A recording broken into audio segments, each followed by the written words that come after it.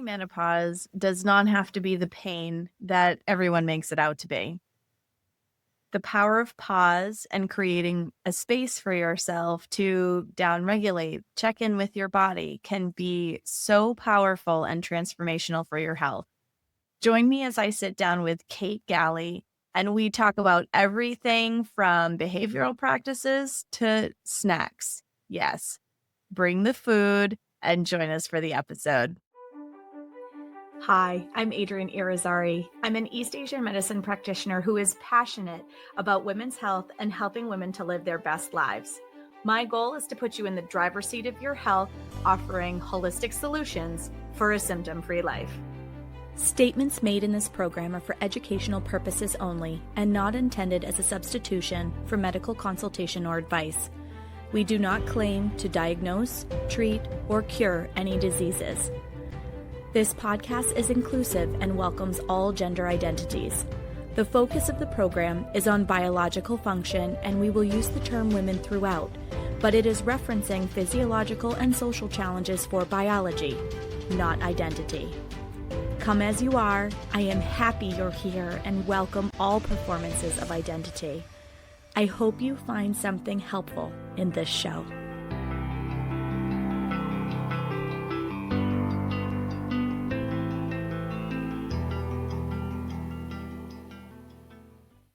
Welcome back to another episode of the Reproductive Rebel podcast. I am so excited to be joined today by Kate Galli. Welcome to the show, Kate. Adrienne, thank you so much. I'm happy to be here. So Kate and I crossed paths not too long ago. We both work in the health and wellness world, and I was really excited about her perspective around enjoying the journey of perimenopause. So I'm really excited to have her on the show today. Tell our audience a little bit about who you are and what you do. Awesome. So I'm a vegan health coach, author, and fellow podcasters. And I'm passionate about helping individuals prioritize their health and happiness to thrive with plants. The happiness component is fairly new, Adrienne, and that ties in with the enjoying the journey component, right? Because anything that I speak to or write about a lot, it's because I struggled with it myself. And I'm sure many of our listeners can relate to being super goal focused and really driven, and you're working towards something really important. And it can be all just about the push, right? And the push, the goal, putting everyone else first. And so one of my biggest learnings of just last year, 2024, was to consciously try to get so much better at enjoying the journey while still remaining really focused on that big, important goal as well. Ooh, I like that. I have a lot of people who ask me how to create that balance. So as an Eastern medicine practitioner, yes, she nods. For those of you who are not watching this, she nods. And it's true, like so many of us, because we live in this productivity-driven culture, we're expected to just grind through all the things. And that can lead to a lot of disharmony in health and a lot of dissatisfaction and unhappiness. So I'm really interested for you to dive in a little bit about exactly that. How do you find the happiness while you maintain the drive?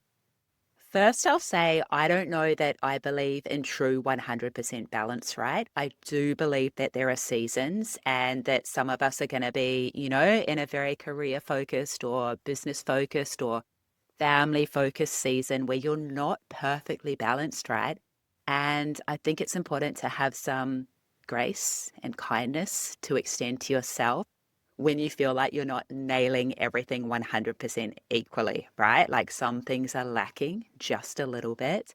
And, as I hinted at, this recognition that we need to prioritize enjoying the journey, it was probably building for a lot of years because I was a person that, as a personal trainer for almost a couple of decades, I treated my body like a machine. I nailed the nutrition and the exercise. However, the joy and the happiness, it was pretty much something I put off a lot. There's always time for that relaxing and whatever it is in the future when you've achieved that next big goal.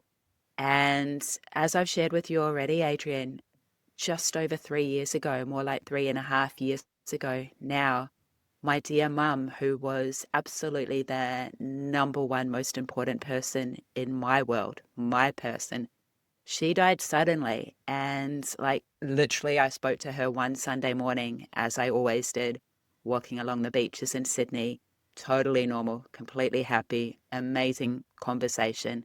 And she was gone by that afternoon. And I didn't have the realization straight away because I was in shock, as anyone listening will relate to, for a huge amount of time, really. But gradually the realization came that I need to prioritize this joy and this happiness. And finally, to actually be a little bit more like the person that she was, although she was incredibly successful in her career as a nurse, she wasn't all about the money and the success and the prestige and climbing the ladder. She was all about being that bright spark of happy in so many people's days and just those normal human interactions that bring joy to the other person. And she was that for so many people. And so to kind of come around to answer your question, because it doesn't happen naturally for me, that enjoying the journey, I guess I had to create rules and structures for myself. And this is something that I share with my coaching clients now. You know, the things that you can inject into your day, because I love structure. Structure is amazing for succeeding in business and health, right? And if joy and happiness, enjoying the journey don't come naturally, then maybe we need to structure them as well. And one of my starting points is your morning routine and ensuring that you have something to love about your morning routine. I'm speaking a lot. I'll let you interject wherever you want. No, I love this. I love this. Okay. So the morning routine, I talk to my clients about the morning routine also because it really does set the tone for the whole day. And Mm. in our conversation before we started recording, we had talked about the perimenopausal journey. And I find that during perimenopause, that morning routine becomes a really critical non-negotiable. It's important in every phase of life, but particularly when you're more sensitive to stress, you're more sensitive to insulin changes, you're more sensitive to cortisol changes, simply because your hormones and your body are going through a pretty significant restructuring during that time frame, that the morning routine becomes a lifeline in a busy world. It becomes a necessity to help you manage the load. Do you feel that way as well? I love that you said lifeline. I'll come back to that. And also, you talked about everything that we're more sensitive to. I would say I am more sensitive to other people, and peri-rage has been my main symptom, right?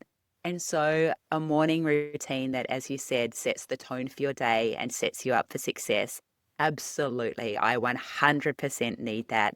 I inject some of my keystone habits into my morning routine. So, they're those big, I guess, foundational habits that it makes it easy to build other successful positive habits around. So stuff like exercise and, meditation and such, these sorts of things, right? And as you said, I've been saying recently more and more, maybe too much, that these keystone habits, be they in my morning routine, evening routine, whatever, they're like my little life raft that I am clinging to right now because whether it's Perry, whether it's our crazy, uncertain world, everything feels very fraught right now. And yeah, those habits, that routine, I would be an absolute wreck without them. I resonate with that deeply, Yeah. especially with an infant now. I don't have as elaborate a morning routine as I once did, but I spend and I am intentional about spending that time in the morning to, put my hand over my heart and ask my body, what does she need today? And it doesn't sound like a lot, but that check in with myself, especially as somebody who feels the energy of others as deeply as I do, which helps in the healing work that I do, but it also Mm. can make in an overload situation in the Yeah. rest of the world, right? And in group environments. And so being able to take that few minutes and just really check in with myself and go, what do you need today? How are you feeling today? I can tell whether somebody's bringing their own energy into it or whether it belongs to me, which has been incredibly helpful for my mental and physical health. I love that. And as you hinted at, that morning routine, it doesn't need to be something daunting. It should be aligned with what you've got time and space for in this period of life right now.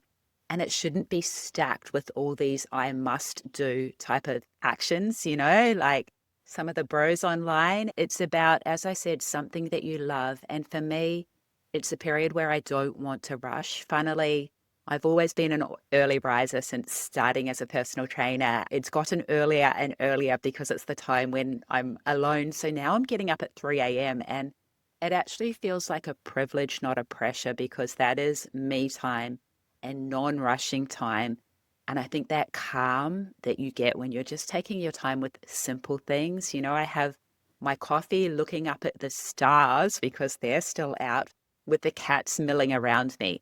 And that is just a perfect, beautiful, calming start to the day, hopefully setting the tone for that day, which is not frenzied and frazzled. There'll be parts of frenzied and frazzled, but not all day, right?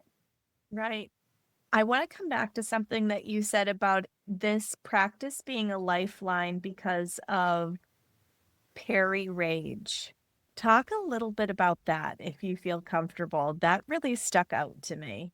Yeah, I mean, obviously, I'm not an expert. This is just the main symptom that has deeply resonated with me. And I'm a really emotional and passionate person. I always have been, and, for better or worse, right? And that was a component of my angry vegan journey as well. I've been vegan for 9.5 years, vegetarian 23 years prior to that. I went through 5 years of being this really angry vegan, which was not fun or effective. So I had a lot of rage there, but I guess I understood where it was coming from, And for the listeners, mum dying forced me out of that angry vegan phase because I had so much sadness and shock and grief at her passing that I literally did not have the energy to feel frustration at all the non-vegans in my life. And that let me realize how ineffective it was. Back to the peri-rage, I think as with anything, I have a recognition that there are certain habits, and this will be the same for everyone listening. There are certain habits that when you prioritize them, you're just better able to cope with the stuff that's thrown your way. And whether that's business stuff or financial stuff or annoying people stuff, and you can't evict every annoying person out of your life, sadly. So it's just that laying that foundation, you know what it is for you. For all of us, is adequate sleep, whatever that happens to be for you. It's good nutrition, whatever you see good nutrition as for you. For me, 100%, it is time in nature. Like that is just a non-negotiable. A decade or so ago, I needed to have a big, long walk in nature once a week, and I'd be a grumpy bum without it. I need a walk in nature. It can be short, twice a day now. That is my coping strategy now. Yeah. Luckily, I live along the river, but maybe it's sitting under a beautiful tree for someone that doesn't live on the river, or a little nook in your house where you have quite a few pot plants and you're just soaking in their beautiful calm and energy. And the other thing that has become a new non-negotiable habit to help me control that rage is journaling. Like all that mess in my head, I've listened to the power of journaling from people I respect for years. The habit didn't stick. I felt like it wasn't time effective. I felt like I wasn't doing it right. Eventually, I lowered the bar to raise my chance of success. Like I did with meditation, I started with a small amount of time and the knowledge that you can't get it wrong, just right. And I actually started with the two words that I was seeking in my life every day. I'd write calm and clarity. And I was wanting to journal to find the strategy to achieve calm and clarity. Journaling was the strategy. That was it. Yeah, so that's a little bit of how I manage the rate. It's still there. However, I think it would be a lot worse if I wasn't super diligent with those keystone habits. Oh, I love that. It makes me think about how important it is when you are in that perimenopausal journey to have the ability for stress management. Oh, you're talking about calm and clarity. And, the tempo of life is busy. We are more sensitive to stress during this phase of our life. Chinese medicine calls it liver qi stagnation, and your energy gets stuck. You feel the Mm, tension in your body. And so everything that you're talking about is beautiful because it's creating that space and yep. allowing for the energy to flow. And I totally agree with you. Like, nature is a non-negotiable for me, and I am a grumpy person when I don't have my time in nature too. We started actually living primarily in a seasonal camper at a campground a few years ago. I could not believe the transformation in my sleep quality, and I had talked about all this stuff for years, but really literally living in nature for almost 5 full months of the year, I find that my sleep patterns become very regular, very predictable, very healthy. Going to the bathroom patterns, eating patterns, like all those things, like the biorhythm literally resets itself. And so I love what you said about, whether it's potted plants in your house or whether you're able to actually get outside in nature on a regular basis. I often encourage my clients to go take a walk outside, even if it's just 10 or 15 minutes, because of how much that changes your biorhythm. 100%.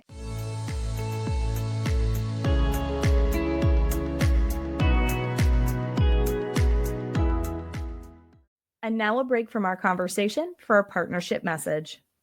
You've been told to hustle, grind, wake up early, and do more. But here's the truth: rest is the most productive thing you can do. And the right kind of rest starts with Sia Silk Sleep Mask, your new sleep sanctuary. I've tried so many sleep masks, and I thought I just had to deal with the discomfort of slipping straps and light still getting through. But then I found this one, and I'm never going back. Made of 100% mulberry silk, it's the only mask that creates total blackout with its comfortable, oversized eye cups that don't smush my lashes while feeling weightless on my face. My sleep, next level. This isn't just a sleep mask, it's an investment in your nervous system. Sia Silk is a women owned small business committed to high quality and sustainable luxury. Check out the show notes for the link to grab yours and rest like you mean it. And now, back to the show.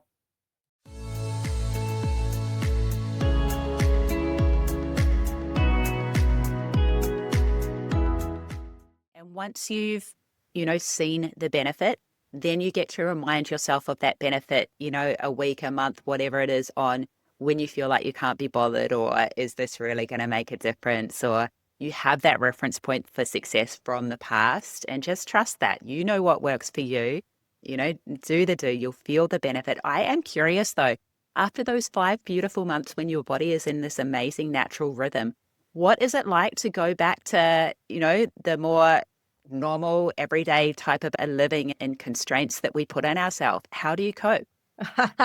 That's a great question. At the beginning, it was hard. So the very first year that we did this in earnest, I actually felt anxious Yeah. when I went home.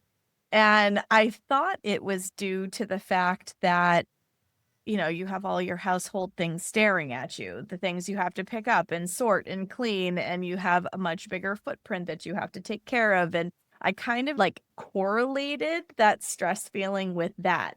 The second year that we came home, I realized that it was the fact that I just wasn't outside as much.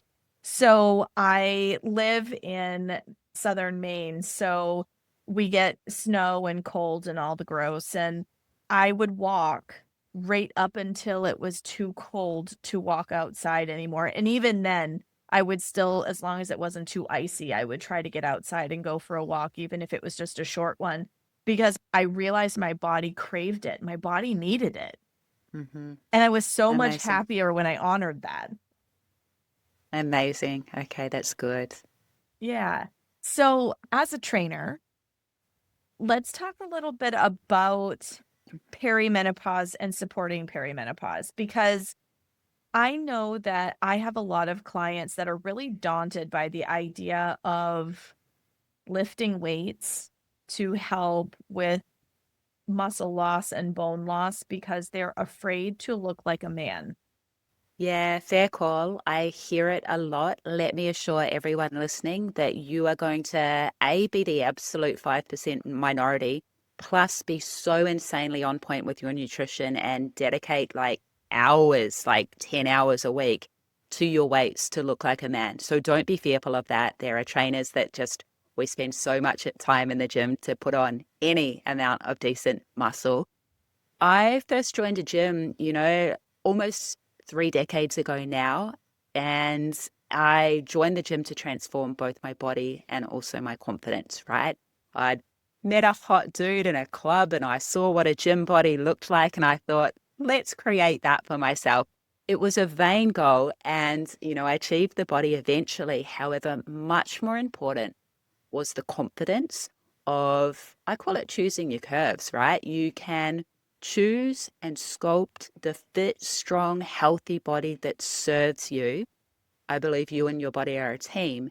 And one of the things that kept me in personal training for as long as I was in personal training was seeing that transformation in particularly my female clients. They rock into the gym like a deer in the headlights, terrified. It's an unfamiliar space. I get that. However, the confidence when they, learn how to do this, when they start feeling stronger, when they see the transformation that is completely within their control, they've made this happen. It is absolutely amazing. And as I said, that is a confidence that is transferable into other aspects of your life. This, hey, I did this, I made this change. And I think it's important at any age of life. However, particularly as we hit that perimenopause and, we lose muscle mass naturally anyway, man or woman, as we age. However, absolutely essential. It can be start really achievable, right? Ideally, you're in the gym 3:45 or minimum 30-minute sessions a week. If that sounds hideous and daunting, start with 3 5-minute home workouts, 3 body weight workouts at home for 5 minutes, just again to prove to yourself that I am a person that can prioritize this. I am a person that prioritizes me, my body, my health. It can be helpful to reframe it as precious you time. That is how I see it. I'm making time for myself and my body. And in support of that, something that is super important as we hit peri and menopause is adequate protein. And obviously, I'm a vegan trainer, so I speak a lot to plant-based protein. It's wherever you source your protein from. However, looking to maximize that 15 to 20 grams at each meal and even in snacks is super important as well. So, yeah, just a couple of my suggestions for the lady that is looking to get started. I love that. Let's talk about plant-based protein. I have a lot of Love to. clients who struggle with the protein equation. And I have quite a few clients who are vegetarian, a few that are vegan. How do you get adequate protein, especially in the snack form? Because that's where I get a lot of questions. Oh, I love that you went there with the snack form. I designed the 5 S's of plant-based protein, and the snack form is one of them, right? I'll go through all of them because they're all relevant. However, the star, this is when we think of your plant-based protein in the same way that we used to eat meat. So what are we having for dinner, mum? Chicken. What are we having for dinner, mum? Tofu. It's the star, right? It's the main component of the meal or the lentil curry, whatever it is. Next is the scatter over. So you're having a meal which is nutritious and delicious. It might just be a little bit lacking in protein. And again, I advocate at least 15, even 20 grams of protein per meal is ideal. So you scatter over those easy high plant protein, hemp seeds, pumpkin seeds, nuts, whatever it may be. 4 bean mix is really easy. Next is the stir through.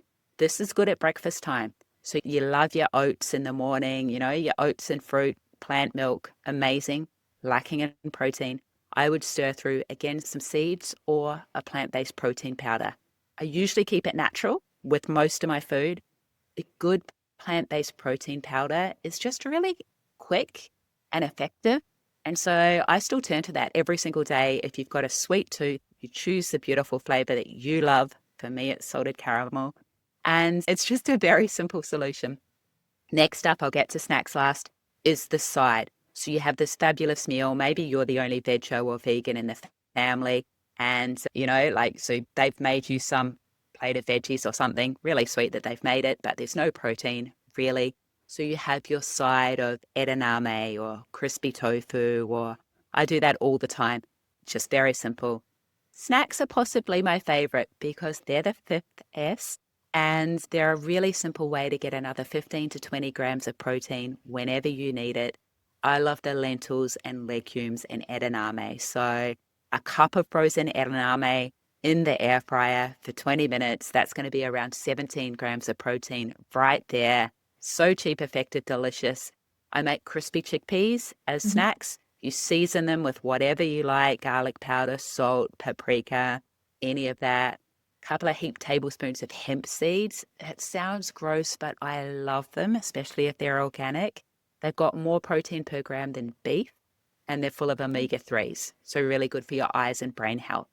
So any of the legumes and lentils, I love as snacks. Butter beans, don't know if that's what you call them in America, but you drain and dry, shake them with your flavorings, chuck them in the oven, and they go all beautiful and crispy while still soft and buttery in the middle. Any of that have to go there. A tofu mousse is an amazing, and that might sound gross. You don't taste the tofu. You just get all that amazing plant-based protein and calcium from it. Silken tofu with your plant-based protein powder, maybe a pinch of salt, some maple syrup. Blend that thing up until it isn't just this decadent mousse. Top it with whatever you like. They're just a few suggestions. Ooh, I want to try some of those. Yeah. Yes, I really like butter beans. Oh, good. Ooh, that sounds really good. I'm going to give that a try. They're having a moment right now, butter beans, aren't they? Like in the creamy kind of type of a scenario. However, if you're doing a roast, and I still do roast, there just isn't meat involved. There's all the roast veggies. And at the end, you scatter all over all the roast veggies with their oil and stuff. These butter beans that have been rinsed and patted dry. And again, they just burst open and go crispy. So got to try them. Ooh, yum. That sounds delicious. Thank you Yeah. for that. So, Pleasure. do you have a recipe or anything that you usually use, or do you just put Do whatever you want for seasonings on it? Yeah, I used to describe myself as a fussy eater and a lazy cook. And since I became vegan, I've seen it as a good way to advocate for the lifestyle by making delicious food, right? So I've become a better cook, and there's no specific recipe. You just, whatever flavorings you love. So for me, it's usually going to be some salt, some garlic powder, some onion powder. If you want it spicy, you go your chili or paprika. Nutritional yeast is like every vegan discovers that and gets obsessed because it's got this umami cheesiness and it's also full of B12. So that makes anything better. Just whatever you fancy is the way to go.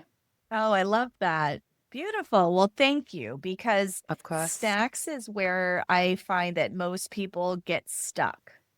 Okay. And I think some of it is that if you prep ahead of time, where you were talking about putting them in the oven and roasting them, I try to advocate for my clients, like literally do a sheet pan with a whole potpourri of different colors of the rainbow.